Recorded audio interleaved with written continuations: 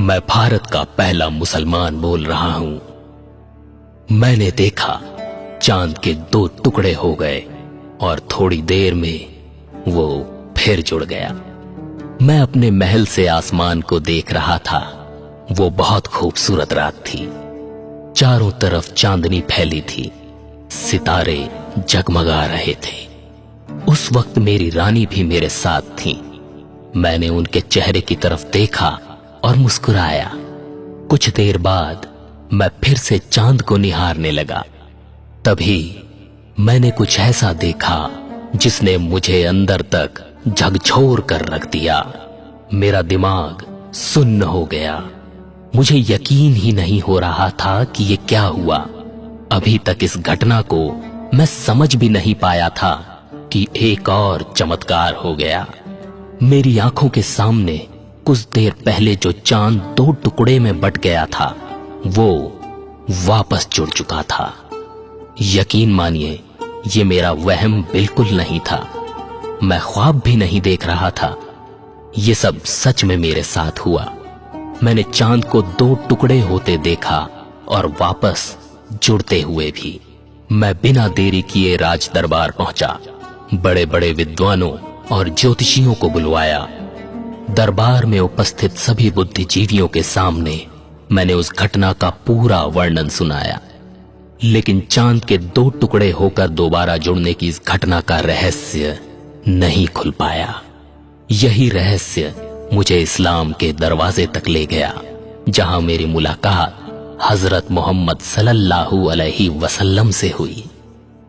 चांद के 2 टुकड़े होने की इसी घटना के कारण मैं केरल के कोडुनगल्लूर का राजा चेरामन पेरूमल मुसलमान बन गया। केरल में मेरे ही नाम से भारत की पहली मस्जिद भी बनी, जो किले के पास ही है। ये मस्जिद सन 629 में बनी, पर मैंने इसे नहीं बनवाया। इसकी कहानी भी मैं आगे आपको सुनाऊंगा।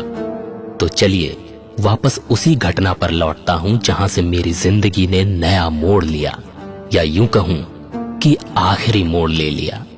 क्योंकि ये न केवल मेरे चेरामन पेरूमल से ताजुद्दीन बनने की कहानी है, बल्कि मेरी मौत का रहस्य भी इसी कहानी में छिपा है।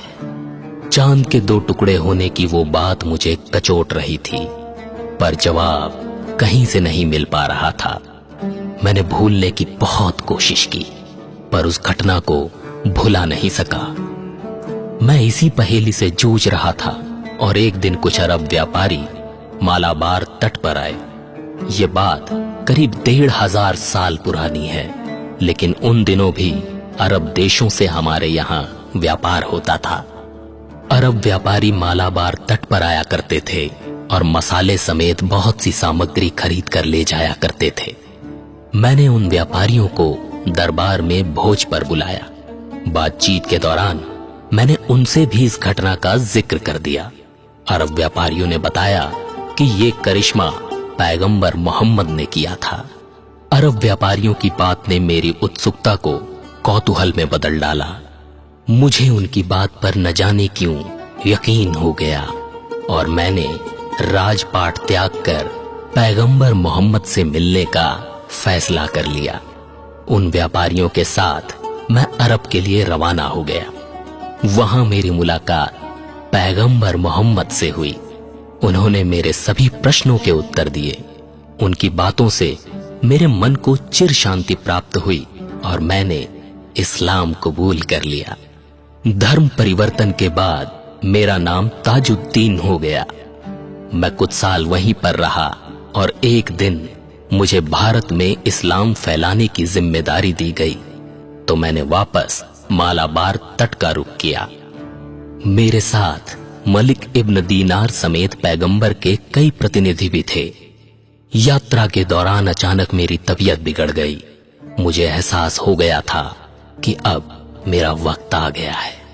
इसलिए मैंने अपने हाथों से कोडुनगल्लूर के राजा के नाम पत्र लिखकर मेरे साथ आ रहे मलिक इब्न दीनार व अन्य साथियों की मदद करने को कहा। मेरी मौत के बाद मलिक इब्न दीनार ने कोडुनगल्लूर के राजा को मेरा पत्र दिखाया। राजा ने मेरी इच्छा के मुताबिक मलिक इब्न दीनार को मस्जिद तामीर करने की मंजूरी दी और इस तरह केरल में भारत के पहले मुसलमान के नाम पर भारत की पहली चेरामन मस्जिद बनी।